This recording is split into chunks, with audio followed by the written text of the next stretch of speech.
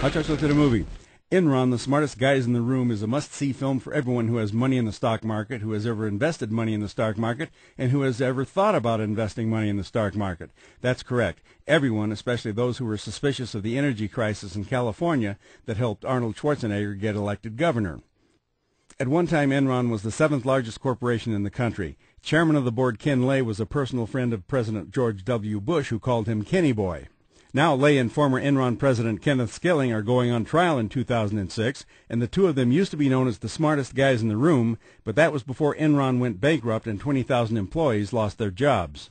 According to this documentary about the rise and fall of Enron, Lay is the son of a Baptist preacher who earned a Ph.D. in economics, who was ahead of the curve on deregulation, but who always wrapped himself in the cloak of moral rectitude. Skilling, who sold all his Enron stock and resigned before the company went bankrupt, had the bad taste to tell the following joke to his employees during the height of California's energy crisis. Do you know what the difference is between the Titanic and California? At least when the Titanic went down, the lights were still on. Enron traded in energy around the world, and by the end the traders themselves ran Enron, which we are told was as if the inmates had taken over the asylum. What brought about Enron's downfall? In a word, greed. In another word, corruption. And in a third word, illegalities.